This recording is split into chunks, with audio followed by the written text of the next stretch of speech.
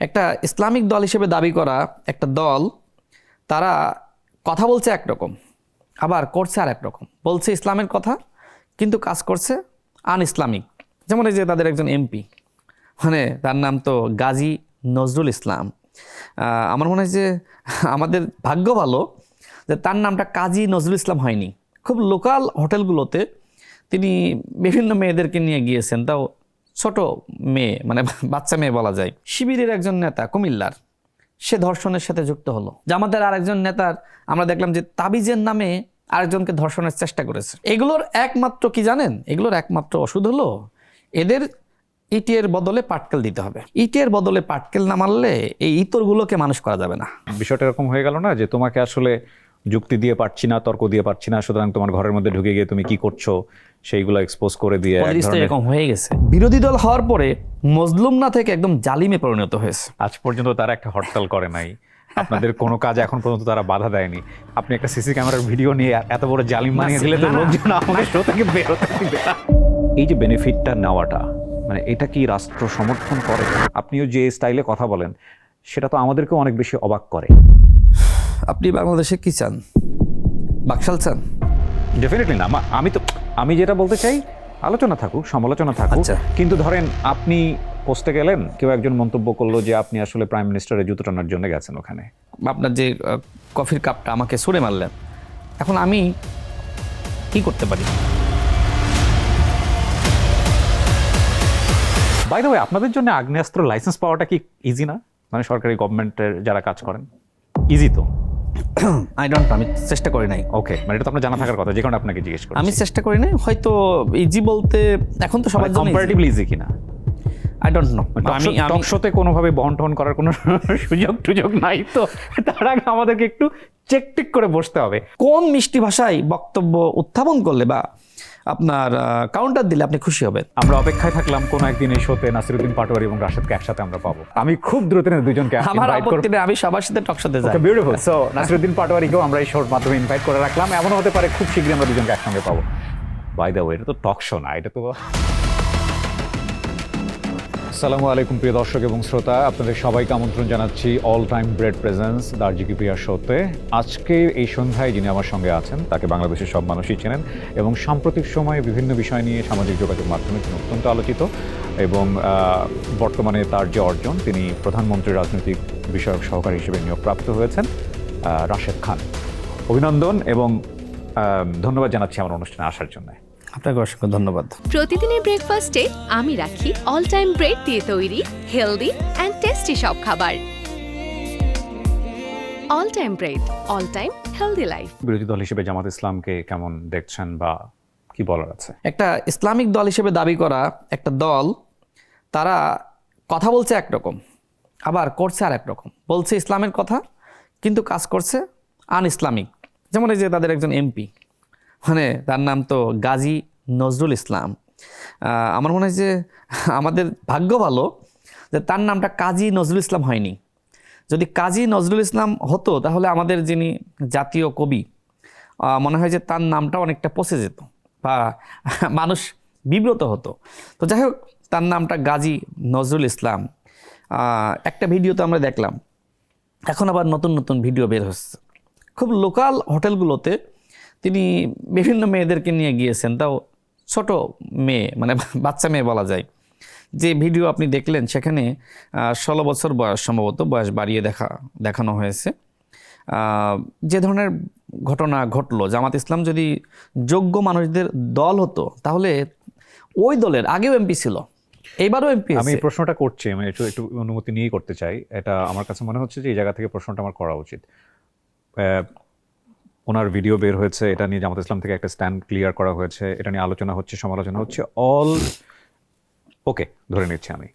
কিন্তু রাষ্ট্র কি এটাকে সমর্থন করে যে একজন মানুষের, সে রাইট করেছে রং করেছে সেটা পরের বিষয়, কিন্তু এইরকম ব্যক্তিগতভাবে এক্সপোজ হয়ে যাওয়াটা বা সেটা নিয়ে, যেহেতু আপনি রাষ্ট্রের একটা পজিশনে থেকে কথা বলছেন, এই যে বেনিফিটটা নেওয়াটা, মানে এটা কি রাষ্ট্র সমর্থন করে? আচ্ছা, আমি সেখানে আসবো, তার আগে ওইটা শেষ করি। তো জামাত ইসলামকে আমরা একসময় মনে করতাম যে শিবির জামাত যারা করে তারা যোগ্য, তাদেরকে প্রশিক্ষণ দেওয়া হয়। দেখেন, তাদের সাবেক একজন এমপি এবং এখনকার এমপি, তার যদি বুকামি বলেন তাহলে বা তার যোগ্যতা বলেন ঠিক এরকম। মানে হ্যাঁ, একজন ব্যক্তি আরেকজন ব্যক্তির সাথে সম্পর্কে জড়াতেই পারেন, বিয়ে না করলেও সেটা আসলে বাংলাদেশের আইন বলেন, সংবিধান বলেন, কোনোভাবে আসলে তিনি যদি মানে পারস্পরিক সম্মতিতে কোনো ঘটনা ঘটে, সেটাকে অপরাধ বাংলাদেশের কোনো আইনে বলা যায় না যতক্ষণ না পর্যন্ত একজন আরেকজনের বিরুদ্ধে অভিযোগ দেন, তাই না, বা প্রতারণার অভিযোগ তোলেন। তো এই ঘটনায় যেটি হয়েছে যে সম্ভবত প্রতিনিয়ত তিনি ওই এলাকায় যেতেন এবং সম্ভবত ওই এলাকার কিছু মানুষজন এটা আসলে টের পেয়েছিল যে তিনি একজন এমপি, তিনি প্রতিনিয়ত এই ধরনের কার্যকলাপে যুক্ত হচ্ছেন, যে কারণে ক্ষুব্ধ হয়ে এই ঘটনা ঘটেছে এবং তিনি তার ড্রাইভারকে দায়ী করছেন। এটা কিন্তু এমন না যে প্রতিহিংসা পরায়ণ হয়ে, এটা আসলে তার অপোজিশনে যারা আছে তারাই ঘটিয়েছে, নিজেদের ব্যাপার সামনে এসেছে। এখন প্রশ্ন হলো, নৈতিকতার প্রশ্ন সেখানে যে তিনি আসলে ওই মেয়েটির দাদার বয়সী এবং বিয়ে নিয়ে প্রতারণা করা হয়েছে তার বউকে দিয়ে। এটা একটু শেষ করে দিই আমি এক মিনিটে। আমি সরি ফর দ্য ইন্টারাপ্ট। মানে আপনার পজিশন থেকে এই জায়গাটায় ডিসকাশনের সুযোগ আছে কিনা, এটাই হচ্ছে আমার প্রশ্ন। মানে আমি ব্যক্তি মানুষ হিসেবে, আপনি ব্যক্তি মানুষ হিসেবে এগুলো নিয়ে আমরা কথাই বলতে পারি, কিন্তু রাষ্ট্র কি এটাকে সমর্থন করে কিনা যে একজন মানুষের ব্যক্তিগত ভিডিও সিসি ক্যামেরা সেটা এক্সপোজ হয়ে যাবে? আমি ডেফিনেটলি বলছি সমর্থন করে না। তাহলে রাষ্ট্র এই রকম এক্সপোজ হয়ে যাওয়ার পরে এখন পর্যন্ত কি কোনো দায়িত্ব নিয়েছে যে সিসি ক্যামেরার ফুটেজটা কোথা থেকে হলো, কেন হলো, কিভাবে হলো? এটা রাষ্ট্র নেওয়া উচিত কিনা?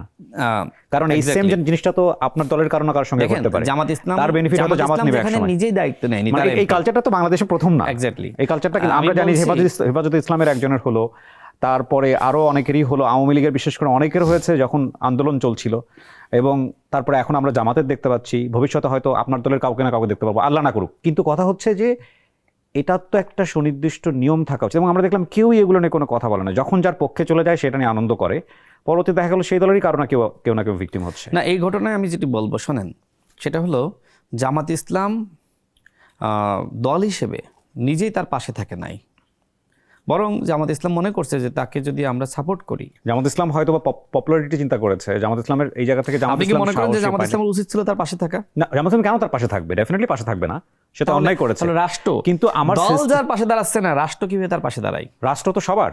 হ্যাঁ, রাষ্ট্র কিন্তু শুধু এক দলের না। রাষ্ট্র তো একটা জড়বস্তু। আমার কথা হচ্ছে যে রাষ্ট্র কারো কোনো ব্যক্তিগত জিনিস এক্সপোজ হওয়াটাকে, আজকে হয়তো আমার কথাতে অনেকেই মনক্ষুণ্ণ হবেন, কিন্তু আমার প্রসঙ্গটা হচ্ছে ভুল করেছে বা সঠিক করেছে সেটা পরের বিষয়, কিন্তু এই ব্যক্তিগত জিনিস এক্সপোজ হওয়াটাকেই রাষ্ট্র সমর্থন করে কিনা। রাষ্ট্র যদি কোনো ব্যবস্থা না নিয়ে থাকে তাহলে এক ধরনের সমর্থন তো করছে, সেটা রাষ্ট্রের পক্ষে গিয়েছে বা রাষ্ট্র যারা চালাচ্ছেন তাদের পক্ষে গিয়েছে। যেখানে জামাত ইসলাম দল হিসেবে মনে করছে যে আমরা যদি তার পাশে দাঁড়াই আমরা বিব্রত হব, আমরা ক্ষতিগ্রস্ত হব।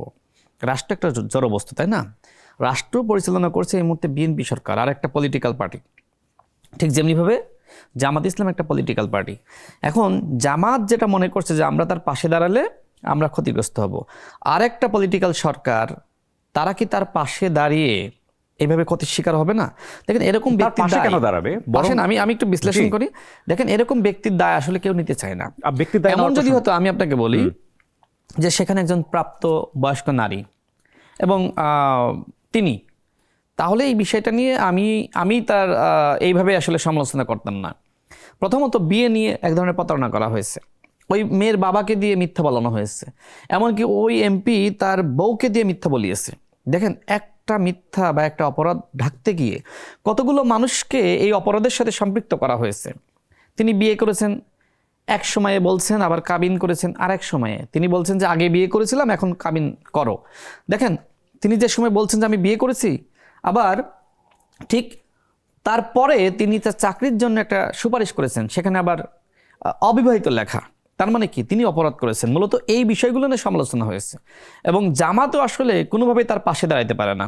দল হিসেবে জামাত যেহেতু তার এমপির পাশে দাঁড়াইতে পারতেছে না, রাষ্ট্র আসলে এরকম ব্যক্তির পাশে দাঁড়াইতে পারতেছে না, কোনো সুযোগ আছে বলে আমার কাছে মনে হয় না। বিষয়টা এরকম হয়ে গেল না যে তোমাকে আসলে যুক্তি দিয়ে পারছি না, তর্ক দিয়ে পারছি না, সুতরাং তোমার ঘরের মধ্যে ঢুকে গিয়ে তুমি কি করছো সেইগুলো এক্সপোজ করে দিয়ে এরকম হয়ে গেছে। আমাকে যে কথা বললো, এটা খুবই আপনি আমাকে বললেন যে আপনি তো এখন দায়িত্বশীল জায়গায় আছেন। আমি কিন্তু ব্যক্তি রাশেদ খান, না কিন্তু আপনি দায়িত্বে আছেন, আমরা বলছি পোস্ট আছে, আমি সেটাই বলি। রাইট, এখন তিনি এই কথা বলতেছেন, তাই না? আমি কি তাকে যদি মানে মনে করেন যে এই টকশোতে চলা অবস্থায় আপনি রাগান্বিত হয়ে আমাকে ওই আপনার যে কফির কাপটা আমাকে ছুঁড়ে মারলেন, এখন আমি কি করতে পারি? মানে আপনি আমাকে ইট মারলে আমি তো পাটকেল মারতে হবে, আমি তো মিষ্টি ছুঁড়ে মারতে পারি না। মানে এটা এই আপেক্ষিক, ফুল- এক একজন এক ফুলটা এক- আপনাকে ছুঁড়ে মারতে পারি না। এক একজন এক এক ভাবে জিনিসটাকে দেখবে। ভাবে, কিন্তু বাংলাদেশের এই বাস্তবতা খুবই কঠিন। এই বাংলাদেশে খুব বেশি নমনীয় হয়ে রাজনীতি করা যায় না, যে ইট মারে তাকে পাটকেল মারতে হয়। না, কিন্তু এই রকম অসহনীয় একটা পরিস্থিতি তো আলটিমেটলি এটা সবার জন্য ক্ষতিকর। শুধুমাত্র সবাইকে থামতে হবে।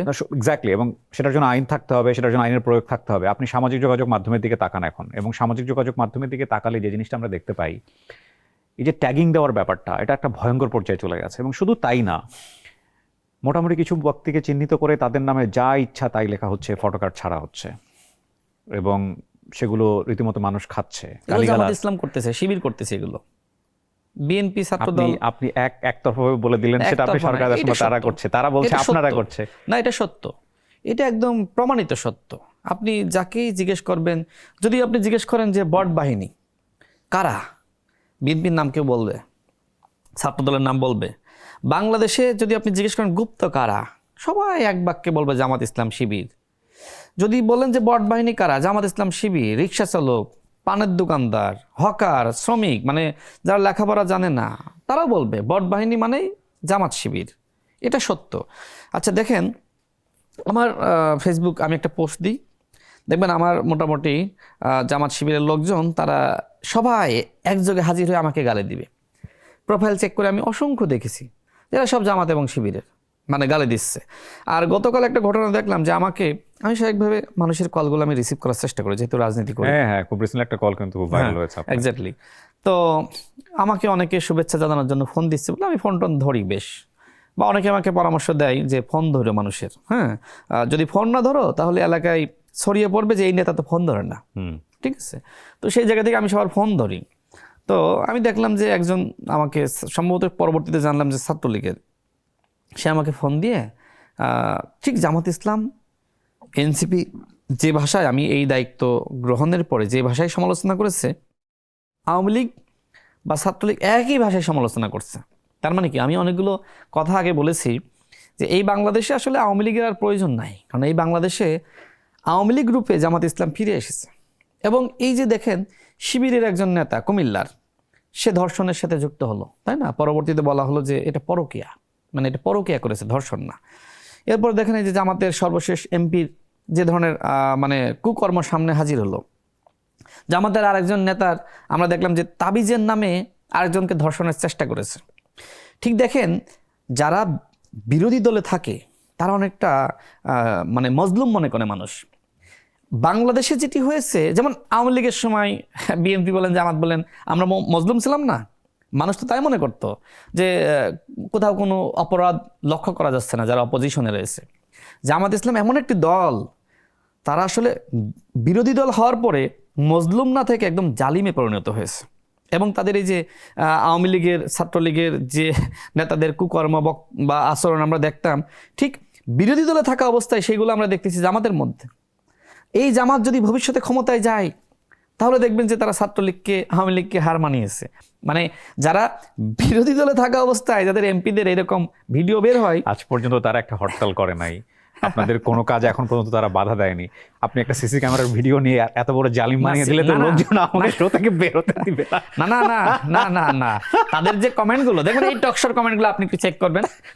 আমাকে আরেকটা শো, আমি জানি প্রচুর গালিগালাজ হবে আজকের শোতে, কিন্তু কথা হচ্ছে রাশেদ, জামাতের সাথে বিএনপির যে বন্ধুত্ব আমরা দেখেছি, আমরা বলতে গেলে অলমোস্ট জন্মের পর থেকেই বন্ধুত্ব দেখেছি। বিএনপি জামাত একই সাথে শব্দটা উচ্চারিত হতো বাংলাদেশের রাজনীতিতে এক সময়। এখন জামাত রাজনীতি হিসেবে বিরোধী দলে আছে, বিএনপি ক্ষমতায় আছে, এবং সমসাময়িক কালে আরেকটি দল যারা বাংলাদেশের দীর্ঘদিন ক্ষমতায় ছিলেন তারা নিষিদ্ধ হয়েছেন। তো সবকিছু মিলে রাজনীতির ডাইমেনশনটা এখন ট্রাই ডাইমেনশন। মানে আপনারা জামাতকে যতটা গুরুত্ব দিচ্ছেন বা যেভাবে আলোচনা সমালোচনা করছেন, আদতেও জামাত সেই পাওয়ার হোল্ড করে কিনা সেটা নিয়ে এক ধরনের তর্ক বিতর্ক থাকতেই পারে। কিন্তু আওয়ামী লীগকে কি আপনারা জামাতের, মানে আওয়ামী লীগের চেয়েতেও কি ভয়ঙ্কর মনে করছেন জামাতকে আপনারা? যে সময় বিএনপির সাথে জামাতের সম্পর্ক ছিল, ওই সময় জামাত ছিল মজলুম। আর যে সময় জামাত জালিম হয়ে গেছে, তখন আর বিএনপির সাথে সম্পর্ক নাই। গণ অভ্যুত্থানের পরে জামাতের আমিরের বক্তব্য ছিল যে এক ফেসিবাদকে হটিয়ে আর এক ফেসিবাদকে আমরা ক্ষমতায় আনবো না। বিএনপি নব্য ফেসিস্ট, বিএনপি চাঁদাবাজ, ঠিক গণ অভ্যুত্থানের পর এই বক্তব্য। কিন্তু চাঁদাবাজি তো এসছে, বিভিন্ন জায়গায় এসছে রিপোর্ট। আমি সে বক্তব্যে আসব। এছাড়া তিনি আওয়ামী লীগকে সাধারণ ক্ষমা ঘোষণা করলেন। তার মানে কি? তিনি বিএনপিকে সংস্কার বিরোধী, চাঁদাবাজ, নব্য ফ্যাসিস্ট হিসেবে এই বয়ান তিনি প্রতিষ্ঠা করলেন, মানে আওয়ামী লীগকে সাধারণ করার চেষ্টা করলেন। ক্ষমা করেছে উনি? হ্যাঁ, তিনি করেছিলেন। এবং আপনার এটা তিনি কিন্তু কোট অ্যান্ড কোট হয়ে যাবে। না, আসলেই করেছেন? হ্যাঁ করেছিলেন, তো সমস্ত মিডিয়া এসেছে। আপনি কম দুনিয়া আছেন আমি না, জানি এটা না। আমার চোখে পড়েনি। ওই যে Sorry to আপনি say. বলেন যে আপনি পলিটিক্যাল বিষয়গুলো একটু কম খুব হ্যাঁ খেয়াল অ্যাভয়েড রাখেন। করি সাধারণত, আমি খুব একটা বুঝিও না। এই জন্যই definitely, জি। হয়তো। জি। প্রতিদিনের ব্রেকফাস্টে আমি রাখি অল টাইম ব্রেড দিয়ে তৈরি হেলদি অ্যান্ড টেস্টি সব খাবার। All time bread, all time healthy life.